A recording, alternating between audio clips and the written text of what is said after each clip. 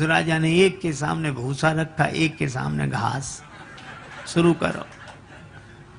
दोनों बोले हम लोगों का अपमान है। राजा ने कहा परिचय तो आपसे ही मिला। आप कह रहे थे वो बैल है और आप कह रहे थे वो घोड़ा है, इसलिए ये हम लोगों की हालत है। और शराबियों में इतना प्रेम महाराज, चाहे दिन भर झगड़ा हो जाए शाम को इकट्ठे, बड़ा प्रेम। अच्छा, मैं समझ नहीं पाया कि ऐसा क्यों होता है, तो मुझे एक ही बात लगी कि गंजेड़ी, भंगेड़ी, अफीमची, शराबी, इनको लोग गाली देते हैं, अपमान करते हैं और विद्वानों का सम्मान करते हैं, है ना, प्रणाम करते हैं, आरती उतारते, पूजा करते हैं, विद्वान है। और जो नशे वाले हैं इनका विरोध करते हैं, गाली देते हैं। और ये स्वाभाविक नियम है। सम्मान आदमी अकेले पाना चाहता है और अपमान मिलकर भोगना चाहता है। अपमान हो ये भी साथ थे, ये भी साथ थे, ये भी साथ थे, यानी अपमान में हम सब शामिल हैं और सम्मान में हम अकेले। यही हम लोगों की सबसे बड़ी विडंबना है। परशुराम जी सोचते हैं कि हमारे रहते ये दूसरा कौन आ गया, ये दूसरा कौन आ गया। राम जी ने कहा कि आपका तो वैसे ही बड़ा नाम है, परुष सहित बड़ा नाम तुम्हारा, और राम मात्र लघु नाम हमारा। महाराज हम आपको हाथ जोड़ते हैं, प्रणाम करते हैं। परशुराम जी बोले समझ गया, तू भी बहुत डरता है और डर कर बात कर रहा है, बड़े भाई की चतुरता की तरह। राम जी ने कहा कालौ डरहि नंदन रघुवंशी,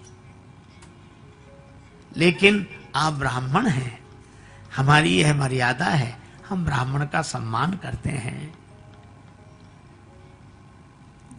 परशुराम जी बोले मेरा क्रोध शांत नहीं होगा जब तक फरसा न चले।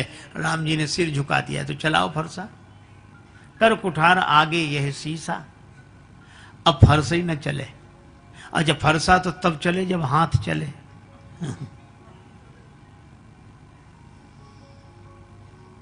देखो,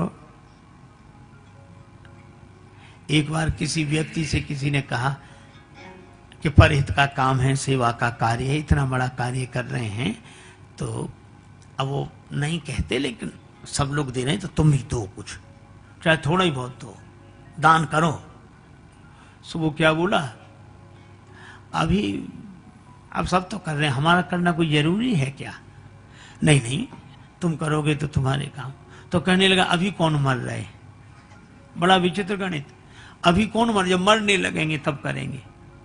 लोग हंसते थे कि तब के लिए क्यों बैठे हो, बोले इसलिए इधर दान दिया उधर मर के पहुंचे, ताकि ताजा ताजा दान भगवान को भी याद रहेगा कि देखकर अभी दिया अभी आए, अभी से दे दवा दो, इधर उधर फाइल हो जाए, कुछ समझ में ही नहीं आए क्या फायदा। लोगों ने कहा कि ये तो ठीक है, लेकिन तब तक तुम रखोगे अपने पास? अरे बोले इतना तो हमने अपने पास कर रखा है, हमारे हाथ में। और सचमुच उसने क्या किया, जिस कमरे में सोता था सामने वाली दीवार को तुड़वा कर उसमें गड्ढा करा के रख दिया और प्लास्टर करा दिया कि जब चाहेंगे निकाल के। मित्र कहते अरे चिंता मत करो, हमारे हाथ में। बुढ़ापा आया, अरे हमारे हाथ में। पर एक दिन भगवान की ऐसी विचित्र लीला, रात को पता नहीं क्या हुआ, अब न बोल पावे न लिख पावे, ऐसे ऐसे हाथ करे, बोल भी ना पाए। मित्रों को बड़ा दुख हुआ, पर मित्रों ने कहा कि तुम कहते थे कि हमारे हाथ में, अभी भी तुम्हारे द्वारा दान करवा दें। सो वो हाथ उठा के दीवार की तरफ ऐसे करे, ऐसे इसमें से खोद के निकाल लो। अब वो समझ ना पावे, उनके उसके बेटों को पता था, तो बेटों ने सोचा कि बाप तो जा ही रहा है, धन काहे को जाए। सुन लो, गांव वालों ने पूछा कि तुम्हारे पिता दीवार की तरफ इशारा क्या करते हैं, ऐसे ऐसे ऐसे। बेटे बोले पिताजी यही कहते हैं कि बचा कहाँ है देने के लिए, जो था तो सब इसमें लग गया, इसमें लग गया, इसमें दीवार में लग गया, मकान में लग गया। अब बोलो, मन की मन में रह गई, हाथ ही न चले। अच्छा, कई बार हम लोग कहते चिंता मत करो, वो तो हमारे हाथ में, इतने लोग तो हमारे हाथ में, वो बिल्कुल ठीक है, आपके हाथ में बहुत कुछ रहे, भगवान की कृपा है, लेकिन आप यह तो सोचो कि सब कुछ तो आपके हाथ में है, लेकिन क्या आपका हाथ आपके हाथ में है?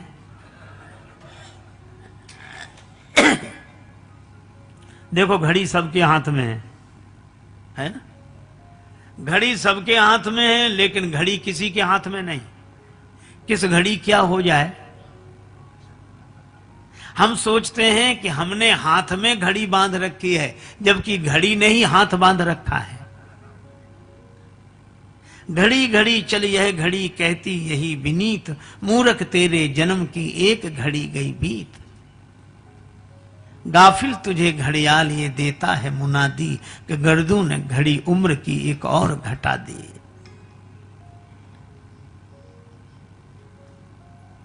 हाथ को घड़ी बांधे है, इसलिए एक आदमी बोला अपना हाथ दिखाओ। अरे हमने कहा देखता क्या है प्यारे मेरे हाथ को, हाथ है हाथ जिसके उसे देख ले। ताई बैर तजनाई माथा, काल करम जीव जाके हाथा। माया जीव काल के कर्म के सुभाए के, करैया राम वेद कहें सांची मन गुनिए। श्री तुलसीदास जी हनुमान बाहुक में कहते हैं। अब परशुराम जी से फरसा नहीं चल रहा है, क्योंकि हाथ चले तब तो फरसा चले, हाथ ने चलना बंद कर दिया, बहा ही ना हाथ। तब परशुराम जी को लगा कि हाथ की ताकत कहां चली गई, तो सोचने लगे कि कहां से आई थी, भगवान ने दी थी। तो ये कहीं सामने भगवान ही तो नहीं खड़े।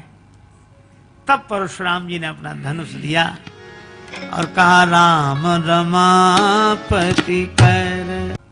माया जीव काल के कर्म के सुभाए के, करैया राम वेद कहें सांची मन गुनिए। श्री तुलसीदास जी हनुमान बाहुक में कहते हैं। अब परशुराम जी से फरसा नहीं चल रहा है, क्योंकि हाथ चले तब तो फरसा चले, हाथ ने चलना बंद कर दिया, बहा ही ना हाथ। तब परशुराम जी को लगा कि हाथ की ताकत कहां चली गई। तो हमने ये कथाएं सुनी स्वामी राजेश्वरानंद जी महाराज द्वारा। बहुत ही सुंदर तरीके से इन कथाओं का वर्णन उन्होंने किया है। उम्मीद है आपको ये कथाएं बहुत पसंद आई होंगी। अगर आपको ये कथाएं पसंद आई हैं तो चैनल को सब्सक्राइब कीजिए, वीडियो को लाइक और शेयर कीजिए, ताकि इस तरह की प्रेरक और हास्य कथाएं हम आपके लिए लेकर आते रहें। आपका बहुत बहुत धन्यवाद।